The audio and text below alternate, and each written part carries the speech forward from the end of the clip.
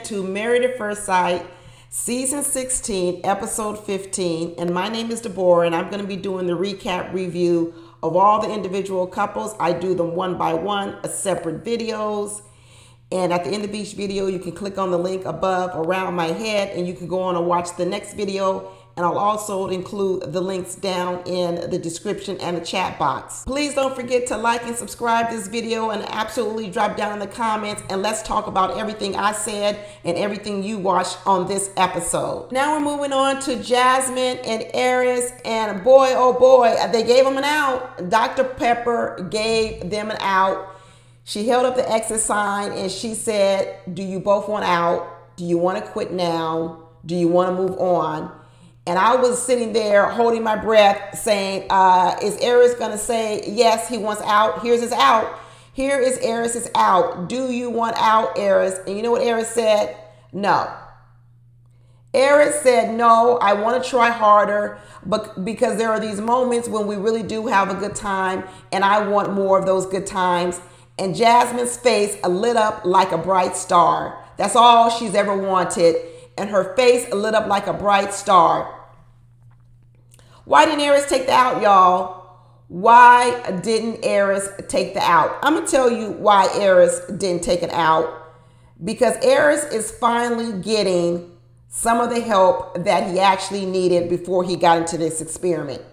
He's finally getting some therapy, free therapy here on TV with Married at First Sight that he needed before he got on this show. Airris absolutely needed therapy, and he's using Jasmin and this marriage to get the therapy he needs. The problem is it's doing a lot of damage to Jasmin in the process, and has done a lot of damage to Jasmin in the process.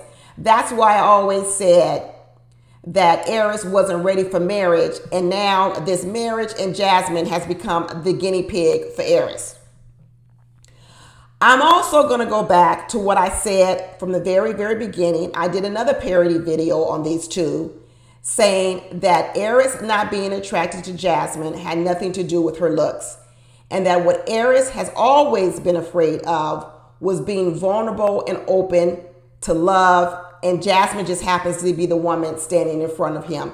It wouldn't have mattered what woman you put in front of Airris. He would have had these problems. It's just like over there with Kirsten and Shaq. It had nothing to do with Shaq's bald head. It had everything to do with who Kirsten is. And then Shaq, his little pickiness has nothing to do with Kirsten. It has to do with who he is. None of this with Airris has to do with Jasmin. Now, we're hearing a little bit more about their conversations, and it's also coming more and more clear. One of the things I talked about on my earlier video of when things really went wrong with Jasmin and Airris was on the honeymoon. Okay, Airris wants to say he was never physically attracted to Jasmin. That's not true. Even last week, he tried to lie to us and say that the only reason I clapped was because Pastor Cal told me to. That's a lie. Let me clear that up right now. The reason why Airris told Jasmin to her face, the only reason I clapped for you is because Pastor Cal told me to. I'm going to tell you what the conversation was before then. I didn't hear it, but I know what it was. Jasmin probably went to Airris and said, I don't really even understand how you're not even attracted to me, because when I came down the aisle, you was clapping for me. You told me that I was beautiful and I was a queen, I was pretty, but now all of a sudden you tell me you're not physically attracted to me. Then what Airris did, because Airris doesn't really want you to see the real inside of him. He doesn't really want you to see his soul. What Airris then said to you, said was, I only clapped because Pastor Cal told me to. That was a snapback to get Jasmin off her point, because Jasmin knew what I knew, and that is how could all of a sudden you not be attracted to me? I'm not an ugly woman. How could you not be attracted to me to this degree? It had nothing to do with her physical appearance, and that last little statement he made last week, that was a lie too, to keep covering up who he is, because like I told you, Airris is a robot. Airris is a robot. And what Airris is really good at is once you program him, he's able to also execute it. He's a robot. Just like on this little episode when Dr. Pepper said, and Jasmin was complaining about he wouldn't even call me unless I called him. He doesn't even send me a text. What do you mean? You're not thinking about your wife? Anything? You don't send a text, a call, nothing throughout the whole day? And Dr. Pepper had to tell Airris, why don't you put a timer on your phone to remind you to call your wife? Why don't you program it in your phone so you remember to do these things? Everybody has to program Airris so that he thinks about it. Because he doesn't think about it. He's a person with no feeling, no soul. He hasn't been taught how to feel. He hasn't been able to do that for so many years. All that stuff is dead inside of him. It's going to have to be awakened in him. It's going to have to be reprogrammed in him because he's been this person he is for so long. He's a robot. He doesn't even have any good data inside of him. Any programmers out there know he's got bugs. He needs to be wiped clean, reprogrammed, and then sent back out in the world. He needs to be stripped down, delete, reprogrammed, and sent back out there. He's a robot. He is a robot. But I'm going to get back to this point about when everything went bad with Airris and Jasmin. It went bad on the honeymoon. One of the things that we're finding out, you hear Airris say, I open up to Jasmin all the time, but she doesn't have anything to say. I keep telling her about, my friend that got murdered, my daddy. Here we are back to this death thing over and over again. How many times do we have to talk about this friend dying? I mean, how many times do we have to talk about death? When Airris talks about how he has opened up to Jasmin, he's opened up to her about the same thing over and over again. The friend dying over and over again. And what Jasmin is saying to him, well, I'm sorry that he has had so many people who have died in his life, and he can list them all down. He can show the obituaries. He's got it around his neck. I mean, good Lord. She's saying, I haven't had that trauma in my life, that particular trauma. I haven't experienced it, so I don't have any stories to tell Airris in return for that. Airris wants to trauma bond over these death stories, and Jasmin is telling him, I probably can count on my hand how many people have died that I even known, and half of them people weren't even really close to me. She's saying I can't relate to it. What went wrong with Airris and Jasmin in the very beginning was Airris figured out really, really soon that he was the jacked up person in this relationship. He was the jacked up person, and he felt embarrassed by it. He felt insecure by it. And he might have even felt a little bit judged by it by Jasmin in the beginning. In that video I did, which was I don't know. You have to look for it on my channel. It was a video about them talking. I don't know if you guys remember. They were by the ocean. And he was talking very openly and honestly to Jasmin. And he was telling her, I've never been married. I mean, I've never been in love before. I've never really even lived with a woman. He was actually very confessing all the things he's never done. And Jasmin's look on her face was like, oh, what's wrong with you? Her red flags were going off, her buzzers. And Airris saw it. Airris saw the expressions on Jasmin's face. Airris saw that Jasmin was taken aback. Airris saw that Jasmin became concerned. And it was in those moments that Airris shut down. And what he decided to do was he decided to say, I'm not the problem, Jasmin, you're the problem. That was his defense mechanism, because in the beginning, he was really telling everything that he knew was the problem with him in some areas. He didn't know everything, but he was saying a few things. And when he talked to Jasmin, Jasmin wasn't able to keep a poker face. The expression was all over her face. And she even said, well, if you've never been in love before, how would I expect you to fall in love with me? That's concerning to me.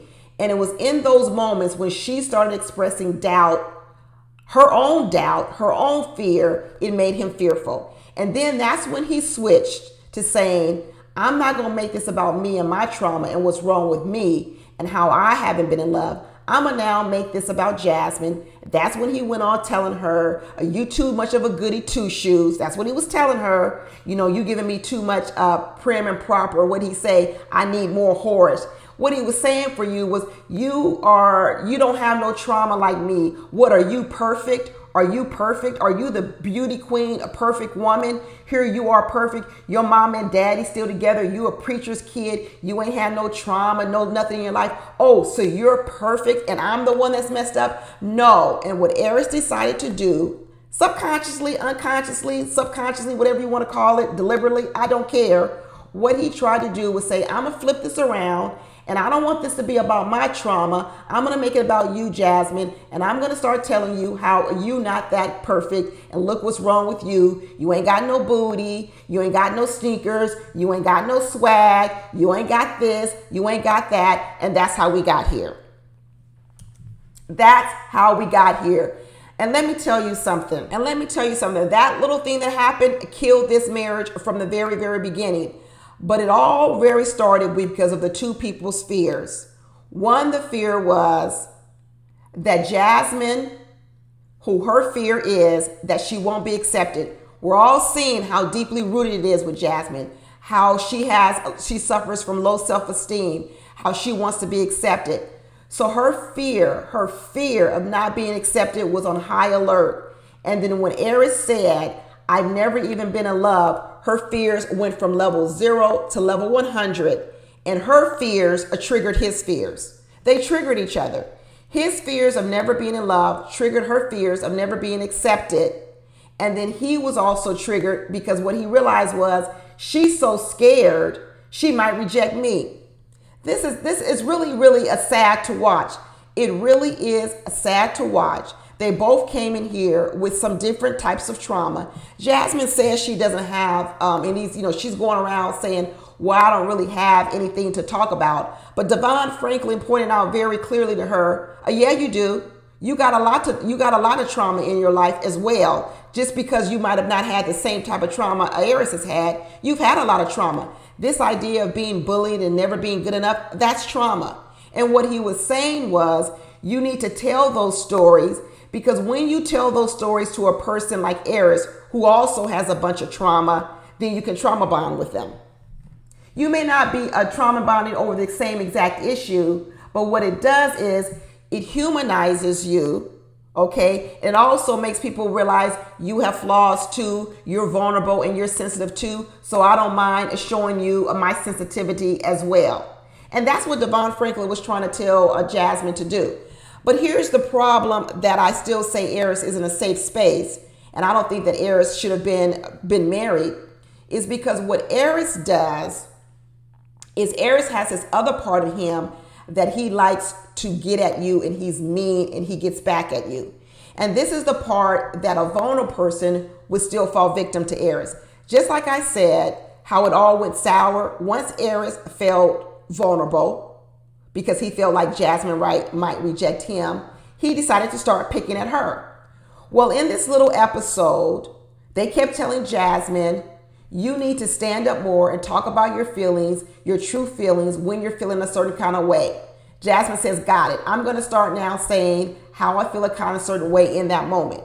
Well, when they were at the little two-step line dancing, Jasmin became upset about Airris dancing with this woman, that she felt, why is he dancing with her and not with me? And even on the after party, Shaq is on the after party. Also, Nicole is on the after party. They both said that they all saw Airris start dancing with that woman, and they all knew themselves that that was going to be a problem. But nobody knew it. Obviously, Airris didn't know it. Everybody else knew it was going to be a problem, but Airris didn't know. Okay, let's go with that. Jasmin in that moment feels slighted. She's upset. Jasmin does what everyone else has been telling her to do. Jasmin then says, you know what, I'm upset. I'm not going to brush it under the rug and pretend like it's not a big deal. I'm not going to suffer in silence. What I'm going to do is I'm going to walk out because it upset me. Now, maybe she should have approached him right then and there in front of everybody else. Who knows? Another woman would have gone right in there and said something right to Airris's face or to that woman's face or in that moment. But Jasmin's not confrontational. So what she did do was she walked out. So at least she did something. At least she did something to show that, hey, I don't like this. Okay, so she's making progress. She's speaking up.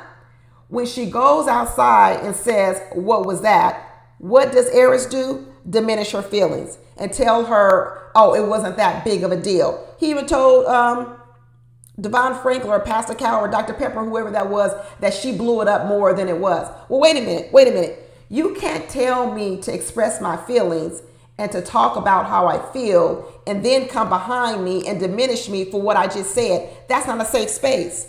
If I'm a person where it's hard for me to tell you when I'm upset and it's hard for me to express my feelings, when I do express my feelings, the last thing I want to be told is that my feelings are invalid. They're too much. No. And that's what I'm saying about Airris, that he really isn't a safe space, because Airris really isn't in a place where he can even receive constructive criticism. When he receives constructive criticism, what he does in retaliation is to lash back out at you. So Jasmin, who has a problem speaking her mind and being rejected if she says something that you don't like, Airris is not a safe space for her, because that's exactly what Airris does.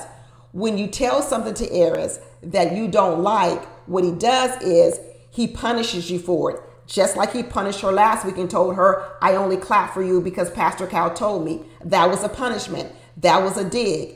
She told him today, I didn't like that you were dancing with that instructor. Later on, what does he say? She overreacted. He's not a safe space. He's not a safe space for a person who's trying to learn to gather their voice. He isn't a good listener. He's not Chris. He's not a good listener. He's not supportive, because he's got so much trauma going on in himself, it triggers him. From the very beginning, when Jasmin said, it concerns me that you've never been in love, she spoke her mind, she spoke her fear, she talked about what she was really feeling, she really did say it, but guess what? He's so wounded that when he heard it, instead of saying, I could understand that, what he did was he started retaliating against her and started telling her her booty ain't big enough. He's not a safe space. The type of work that Jasmin needs to do, and she does have a lot of work she needs to do, she can't do it with Airris. She can't do it with Airris. And honestly, the work that Airris needs to do as well, he talks about he wants to be the leader of the family. But in a lot of ways, he doesn't want to lead. He doesn't want to lead one bit. Jasmin talks a lot about she sweeps things under the rug because she's afraid about what people's reactions will be. She'll be afraid that they'll reject her. Well, guess what? Her fears were true. When she was speaking her mind in the beginning of the marriage, when she was telling how she really felt, her real fears, guess what happened? She got rejected. When she told him, listen, I'm afraid you won't fall in love with me. I'm afraid of all these different things. And guess what he did? He started rejecting her. So to tell her that, Jasmin, you need to just keep saying things, just keep talking, and don't worry about the rejection. No, I don't agree with that. That work that she needs to do can't be done with Airris, because the likelihood of the rejection is too high. It's not as if Jasmin is over here married to a Chris.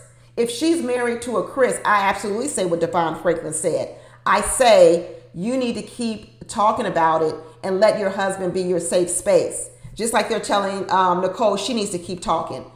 I would absolutely tell Jasmin, keep talking.